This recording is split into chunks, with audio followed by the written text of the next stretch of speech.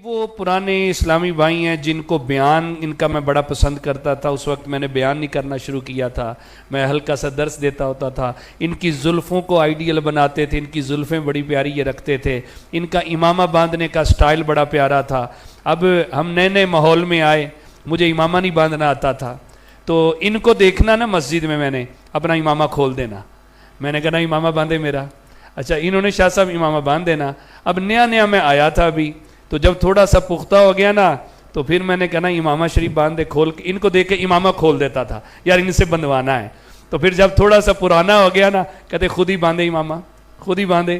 میں نے کہا یار پہلے آپ نے مجھے گھیر رہے تھے, امامہ باندھتے تھے, اب میں پکا ہو گیا تو امامہ نہیں باندھتے تھے. تو یہ ہمارے نواز بھائی بہت پرانے ماشاءاللہ, ان کا مبلغ بھی بڑے اچھے اور بیان بھی ان کے ماشاءاللہ ہم سنتے ہوتے تھے. ان سے کچھ امیر اہل سنت کی آپ اپنی محبت کا اظہار فرمائیں. بسم اللہ الرحمن الرحیم.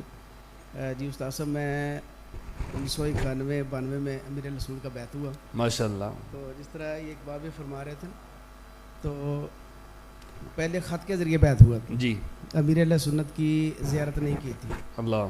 تو پھر اجتماع آیا لاہور میں مینار پاکستان, وہاں پہ امیر اہل سنت کی زیارت کی اور پھر میں بیعت ہوا تھا. سبحان اللہ. تو مدنی ماحول میں میرے تھے کزن عبدالقدوس اتاری عبد القدوس بھائی, جی, وہ تھے دعوت اسلامی میں, تو وہ مجھے لے کے دعوت اسلامی کا ماحول میں. پھر آگے اقبال بھائی, اللہ رکھا بھائی, ان کی شفقتیں, ان کی محبتیں, اللہ رکھا بھائی. پھر وہ مدنی قاعدہ روزانہ پڑھانا, قرآن پاک پہلے بھی پڑھے ہوئے تھے ہم, جی جی, لیکن جب مدنی قاعدہ شروع کیا تو پھر سمجھ آئی کہ اصل قرآن پاک کیسے پڑھتے ہیں. پھر اللہ, اتنی غلطیاں ہماری نکلی. تو یہ بھی امیر اہل سنت کا ایک فیضان ہے کہ آپ سے وابستہ جتنے بھی اسلامی بھائی ہیں تقریباً مدنی قاعدے کے ذریعے قرآن پاک صحیح پڑھتے ہیں, ورنہ عموماً ہوتا ہے یہ کہ قرآن پاک صحیح پڑھنا نہیں آتا. اور امیر اہل سنت سے جو وابستہ ہوتے ہیں نا تو قرآن پاک صحیح پڑھنا آ جاتا ہے. یہ بھی امیر اہل سنت کی بہت بڑی کرامت ہے, بہت بڑی دینی خدمت ہے.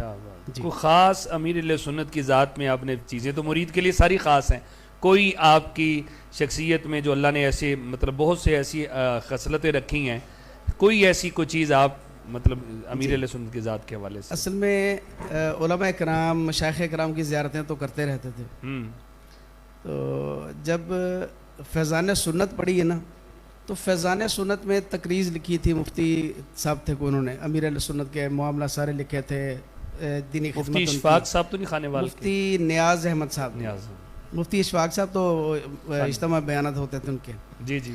تو جب ملتان میں گیا میں, لاہور اجتماع میں حاضری ہوئی ہے, تو ذہن میں یہ تھا کہ جو پیر حضرات دیکھے ہوئے ہیں ان کا جو ظاہری جو حلیہ ہوتا ہے, امیر اہل سنت اسٹیج پہ تشریف لے, تو میں اسٹیج کے پاس ہی بیٹھا تھا جا کے زیارت کرنے کی تڑپ تھی ایک کہ پیر صاحب سے مرید ہو گئے تو اب باقاعدہ طور پہ سامنے دیکھ کے ہو جائیں گے.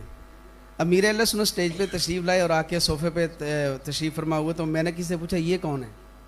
جی, انہوں نے فرمایا کہ مولانا الیاس قادری صاحب یہی ہیں. اللہ. اب اس وقت ان کی داڑھی میں ایک بھی سفید بال نہیں تھا, بالکل ینگ تھے. تو امیر اہل سنت کی جو سادگی ہے نا, اس نے بڑا امپریس کیا. اللہ. اور عوام الناس میں گھل مل جانا, تو یہ چیزیں بہت متاثر کن. کیا بات ہے, کیا بات.